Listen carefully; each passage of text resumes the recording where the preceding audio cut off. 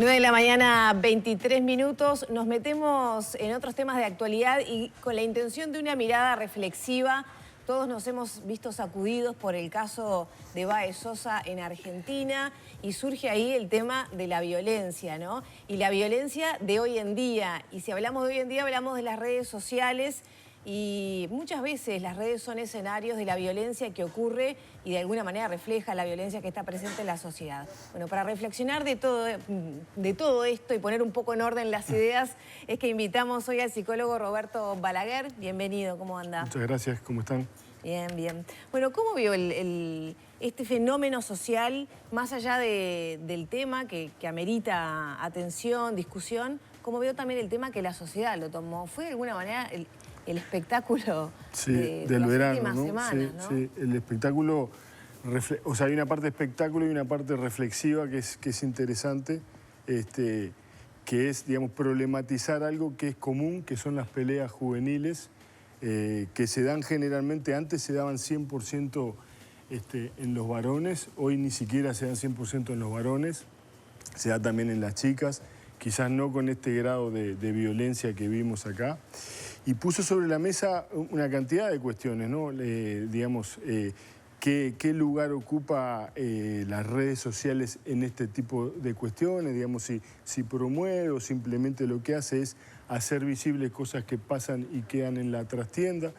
En este caso creo, yo tomo más la hipótesis esta, es decir, las redes sociales lo que hacen es visible cosas que están ahí sucediendo, que han sucedido siempre, pero que también de repente hoy hay unos contextos donde el nivel de consumo también hace de toxicidad, digamos, de los jóvenes, hace que sea más factible que se lleve a extremos como este, que haya cierta orfandad en los jóvenes también hace que los niveles de violencia o de falta de control de límites también puedan llevar, digamos, a sucesos como este tan tristes, el de Fernando Baez Sosa, ¿no?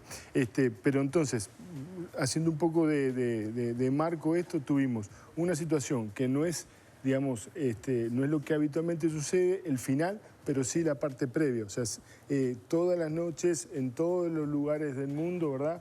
Sobre todo en Latinoamérica, ¿no?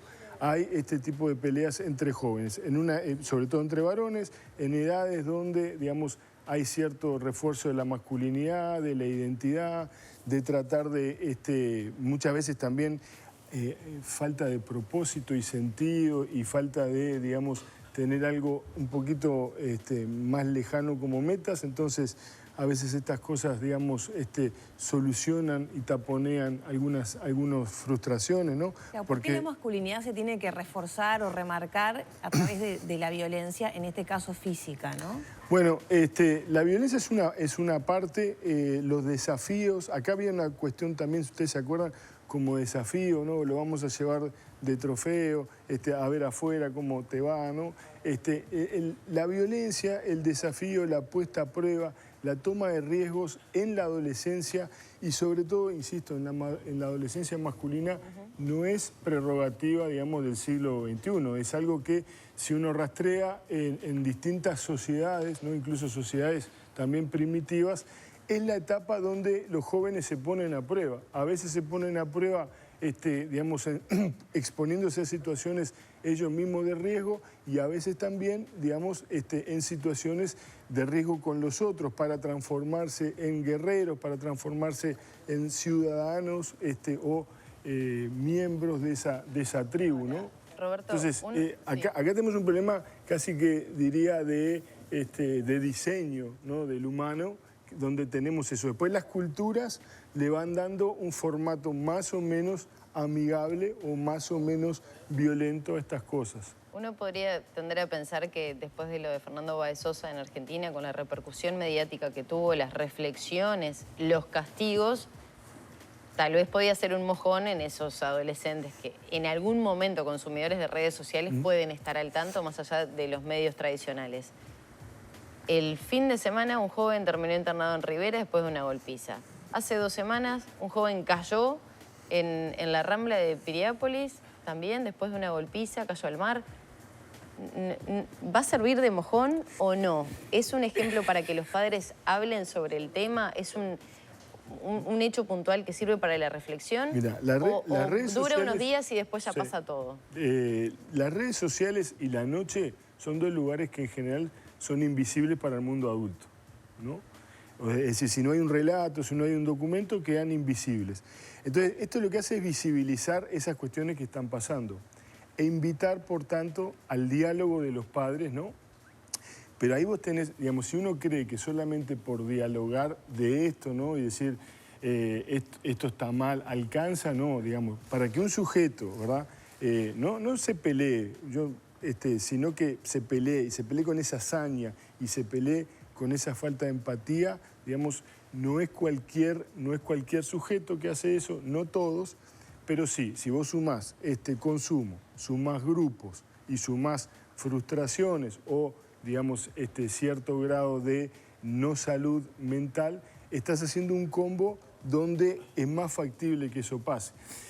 El gran remedio, digamos, que nosotros tenemos como padres es tratar de, digamos, no de estar prohibiendo, diciendo eso es malo, sino justamente buscar que ellos sean buenos tomadores de decisiones en esas situaciones y en otras, es decir, saber irse a tiempo, ¿no? Saber terminar o no comenzar una pelea, ¿no? Saber entender algunos códigos de manera tal de poder tener una convivencia saludable, ¿no? Y eso, digamos, el fundamento de eso no es por el diálogo, no es por, digamos, por la prohibición, ¿no? No salís más de noche y no te va a pasar, no, te puede pasar también de día, ¿no? Digamos, sino que pasa por generar, digamos, chiquilines lo más saludables, que tengan posibilidad de comunicarse, que tengan posibilidad, digamos, de pensar en el otro, que sean capaces de convivir con los otros que les gustan y con los otros que no les gustan. Y además lo que decías es importantísimo, ¿no? Trabajar la frustración, porque vos podés hablar, pero si ante una frustración vos cedés y cedés y cedés, en algún punto eso va a explotar. Exacto, además la gente, es muy gracioso porque la gente a veces dice, bueno, no, pero yo no haría eso. Ok, no lo harías en frío, ¿no? Claro. Y acá hay que hacer una primera distinción. En frío todos somos buenos y todos somos tolerantes y todo. No, dale un auto y un semáforo en rojo, dale uno que se cruzó, metele una moto que le hizo un finito, ponele una situación de copropietario, ponele la situación que quieras y vas a ver cómo la gente, esa que en frío decía yo soy incapaz de hacer esto, ¿no? En esa situación termina siendo un episodio nuevo de Relatos Salvajes, ¿no? Bombita. Bombita. Claro, Bombita. Estaba pensando en eso. Exacto. Y entonces, ¿cómo podemos acompañar a los más jóvenes a tener otro tipo de actitud? Porque además, ustedes los psicólogos siempre lo dicen, lo que más enseña es el ejercicio de la vida, ¿no? Y el modelado, Lorena, porque, digamos, si vos le decís, no, si vos llegás a hacer esto, yo te agarro y te rompo todo, es decir, ¿cómo? O sea, entiendo que estés frustrado, que no sepas qué hacer, que estés impotente, pero aquí el mensaje es contradictorio y uno lo escucha permanentemente. Es decir, esto lo primero es el modelado. Es decir, los chiquilines miran y escuchan lo que vos decís, pero sobre todo miran lo que vos hacés en el día a día, en el tránsito, con la mamá, con el papá, con los hermanos, con la mamá, con la abuela, con la tía, ¿no? Con el vecino. Entonces, ahí es donde van incorporando esos modos de buena o mala convivencia, ¿no? Entonces, importa poco el relato. El relato vos podés decir, esto está bien, esto está mal. Lo que van a ver ellos, lo que van, digamos, a internalizar es un modo de vincularse y ahí sí es donde nosotros somos protagonistas. Vos podés no hablar de Fernando Báez, podés no mencionar el tema, ¿verdad?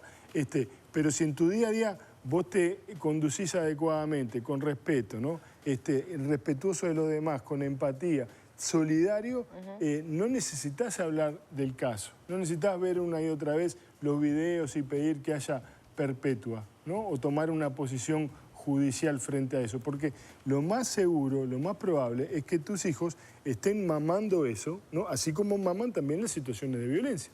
Entonces, a veces decimos, bueno, ¿qué podemos hacer para prevenir tal cosa? Mirá, para prevenir esto, prevenir una ludopatía, prevenir una adicción, prevenir embarazo adolescente no deseado, todos los males, en definitiva, la buena noticia es que casi todos los males, digamos, entrecomillados, se pueden solucionar, digamos, generando buenos patrones de convivencia a la interna de la casa, ¿no? Con las manadas, este fenómeno también que se da, ¿no? Porque, digo, peleas, creo que va a ser difícil que se eliminen, ojalá tendiéramos a eso, pero el fenómeno de las manadas, Sí. cuando lo vemos en estos hechos, en violaciones grupales, ¿qué está pasando?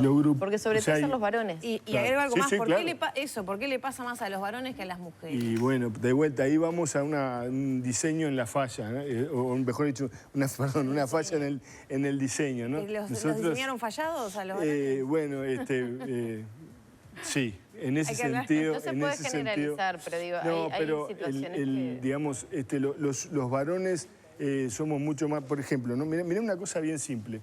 Cuando hay una actividad social de hombres y mujeres, mismo saludable, es distinta. La actividad social de las mujeres en general es de comunicación y de intercambio.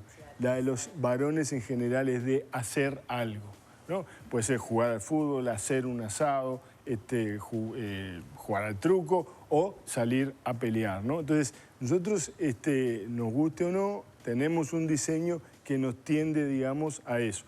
Con mucho más fuerte en la territorialización también, es decir, este territorio, entrecomillado, puede ser un campamento, puede ser un baile, puede ser lo que tú quieras, ¿verdad? Tendemos a ser mucho más expansionistas, ¿no?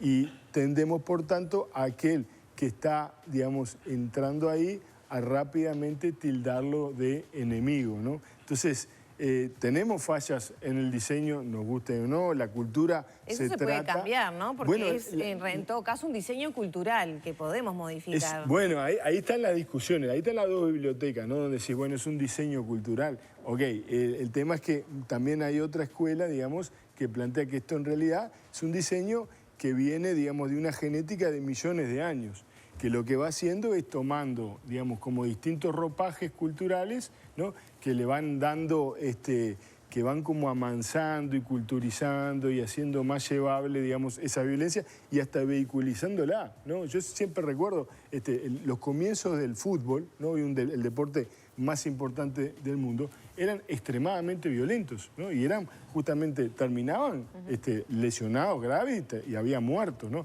Las reglas justamente se traen para, digamos, tratar de regular eso. La cultura es una forma también de ir regulando todas esas cosas que vienen, que tenemos en las fallas. También las mujeres tienen fallas en ese sentido, digo, para que no quede... eso lo dejamos para otro día. Pero las hablamos otro día. No, me gustaría antes de despedirte sumar el tema redes que vos un poco lo traías. Y yo pienso, a veces los adultos señalamos a los más jóvenes con actitudes de este tipo, como si estuviera por fuera de nosotros. Vos nos hacías ver que no, que el ejemplo que damos construye, y sin duda que él sí. Pero también tenemos como un submundo, un mundo paralelo, que es el de las redes, donde también, que creo que el fenómeno quizás es el mismo, le genera cierto placer en agredir a otro, ¿no? Y eso Es un se ve en espacio de violencia. adultos. Sí. Claro, Porque la violencia de redes ya excede a los jóvenes. hay alguien que encuentra satisfacción en decirle algo hiriente a otro, Claro. y el otro muy probablemente se sienta herido, aunque después, ¿no? Sí. Por alguien que en realidad no conoce Sí. y que no te importa lo que opina, pero lo ves y te agrede, ¿no? Sí. O sea, Vos sabés que en general, no digo todos los casos, pero en general esos llamados haters, ¿no? Mucha gente te dice, bueno, empecé a tener éxito porque ahora tengo haters. O sea, tú digamos, una medida de tu éxito es empezar a tener a alguien que no le guste, que te deteste y que te empiece a insultar en cada cosa. Y en realidad muchas veces el hater lo que está buscando es la atención, ¿no? Porque cuando hay pila de anécdotas de gente muy famosa que cuando le habla al hater, digamos, en una web, él dice, che, fulano, ¿qué te pasa? El hater enseguida cambia, ¿no? Y en realidad no, sí, yo qué sé, en realidad era como una forma de llamar la atención. Y lamentablemente en las redes la polarización violenta es lo que llama más la atención. ¿Y hay Entonces, impunidad en ese sentido? ¿Habría que regular algo? Sí, bueno, y sí, creo que sí, sobre todo en determinadas situaciones que terminan siendo sin retorno, ¿no? Es decir, hay gente que, si a vos te ponen en una situación, digamos, donde tú quedas asociado a determinado contenido, a determinada idea, es muy difícil desandar eso para ti, para tu familia. Entonces, digamos, esto técnicamente, ¿no? Lo hemos hablado algunas veces, está regulado también, digamos, hoy por el derecho, es decir, uno tiene mecanismos como para poder hacer frente a ese tipo de cosas. Lo que pasa es que la dimensión que toma eso, el alcance que tiene eso, quizás sea muy difícil que sea realmente reparatorio. Me quedo con la idea de que si cada uno reflexiona sobre sí mismo e intenta mejorar algunas prácticas, el mundo se podría convertir en un lugar mejor. Absolutamente. Solo con eso. No sé si solo con eso, pero alcanzaría, porque después está el fenómeno grupal, el fenómeno identitario y el fenómeno de manada que agregan otros Le condimentos. suma la atención y el trabajo, que a veces demanda más tiempo en el acompañamiento de los más chicos, ¿no? Sí, sí. El trabajo en las frustraciones y Además, demás. claro, Que totalmente, lleva Maggie, tiempo porque, y a veces, si bueno, te toma el celular, no. claro, además, piensen esto, ¿no? Los padres, madres, abuelos que nos están mirando, digamos que el partido, ¿no?, más importante se juega en esos primeros 5 años. Claro. ¿No? Después ya, si con 18 querés empezar a poner límites y decirle, bueno, ahora es un momento para decirte no, bueno, repiénsenlo. Quizás sea un poco tarde. Muchas gracias. Gracias. Un gusto. Cerramos por aquí la charla con el psicólogo Roberto Balaguer, 9 de la mañana, 39 minutos.